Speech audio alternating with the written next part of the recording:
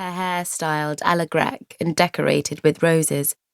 She caught even my eye, and I sometimes find it a little tricky to tell mortals apart, which, I'll admit, may have caused the tiniest of problems in the past. For much of the evening, I watched her from across the room, while an elderly colonel opined to me at length regarding the French emperor. It was not, as you may imagine, a topic about which I cared in the slightest. You recall my difficulty distinguishing mortals from one another, even short Corsicans. Eventually, I extricated myself from the conversation by enchanting him with a slight but persistent itching between the shoulder blades. Thus freed, I found myself following the pretty Miss Mitchellmore.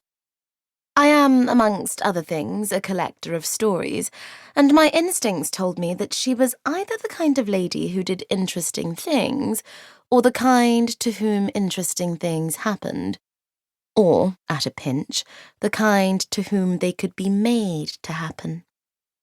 I am not above interfering in mortal affairs if it seems truly necessary, or if it would be mildly entertaining.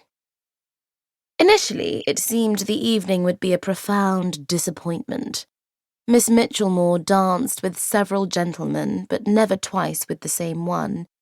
She conversed with a number of ladies, but said nothing that might be scandalous.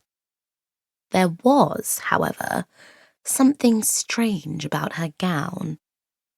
After her first dance, I noticed a tear in the hem. After the second, I caught sight of a stray thread trailing from her glove and saw petals falling from her hair. I should at this point make clear to the listener that the lady's dress, while fine, was decidedly not of fairy manufacture.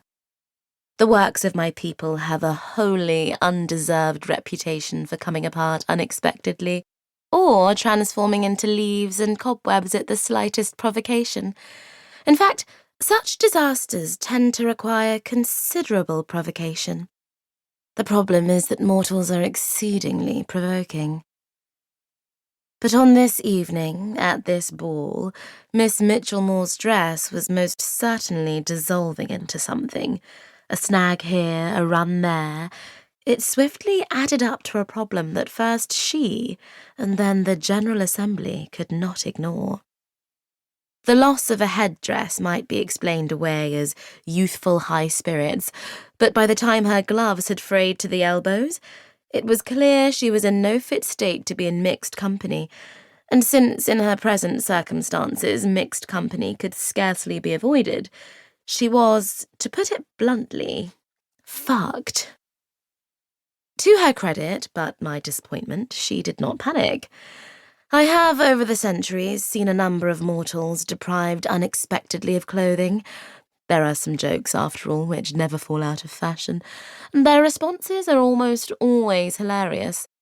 But once Miss Mitchellmore's skirts had begun to go the way of the rest of her ensemble, she retreated quietly to the garden and took shelter behind an ornamental bush. I followed her, of course.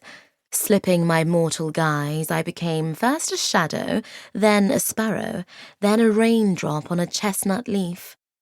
I have a fondness for scenes of mortal misadventure, especially those that befall preposterously, and I had the sense that this lady's life was soon to become extremely preposterous.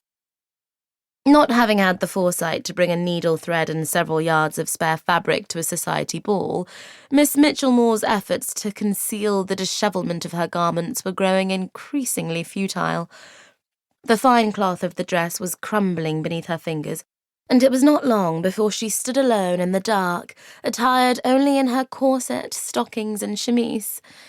Having been raised never to curse, she heaved a sigh and kicked a pebble.